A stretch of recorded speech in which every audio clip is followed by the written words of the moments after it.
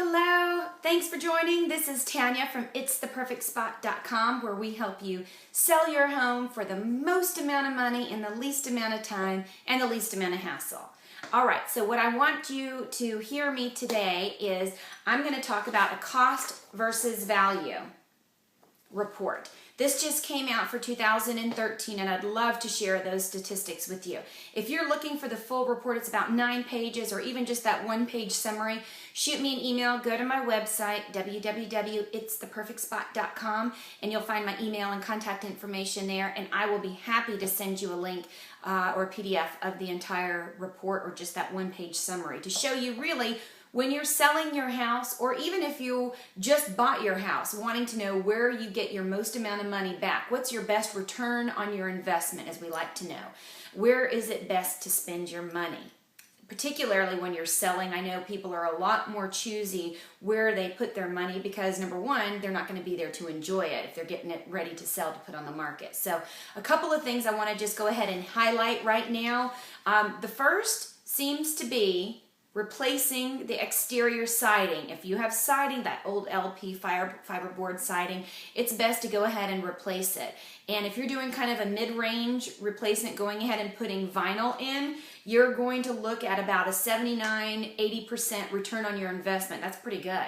Now, if you're in a more upscale area and you're looking for a replacement of your siding, go ahead and do that Hardi plank siding. Number one, it's going to sell faster. You're not going to have any issues and people worrying about is it that old LP. It is a lifetime product, so it's a great product. And when you do that fiber cement Hardi plank, you get about 85, almost 86% back on your investment. So really, really high percentage there. Okay, there's a difference between a mid-range and what we call an upscale upgrades and remodeling, things that you would want to do.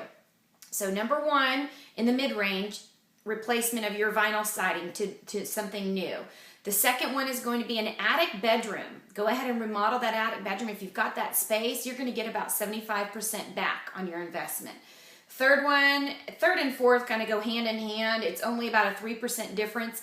It's about a 70 to 73% return on your investment for your kitchen remodel. Kitchens are what sells any house. People live and breathe in the kitchen. It's the heart of every house. There's always more people in it than you could ever want, so it's best to have those little upgrades, no matter how little and minor they might be. If it's replacing that countertop to the granite or to something that's more solid surface, I recommend doing the solid surface rather than the tiles. I think it's much better. A lot of people don't like the seams on the countertops. Glasses and dirt and everything gets caught in between, and things kind of don't sit very level. So go ahead and get the whole smooth surface if you can afford that. Replacing your faucets and those kind of things are a great way to get a nice return on the investment. Looks nice and shiny. The next one there on the list is going to be a deck addition. Now this is for the Atlanta area, Atlantic, and in the southeast here in Atlanta, decks are a big extension of our house, and a wood deck will give you about 70% return on your investment. The next one in line is about a 69% return on investment, and that is your front door. Go ahead and replace your shabby old front door. Instead of just replacing it, put a nice solid steel door on there.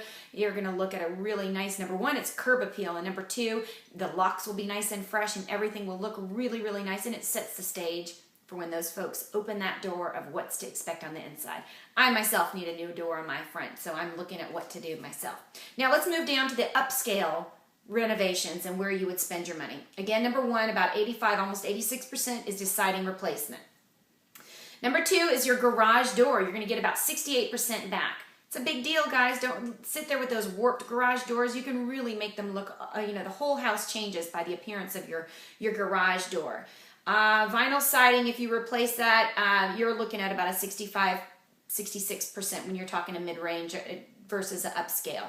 A grand entrance. You know, when people open that door and it just, you've got the nice marble or wood floors and you've got it decorated and staged really nice grand foyer entrance with the lighting and everything just looks top-notch. It'll get you about a 61% return on your investment.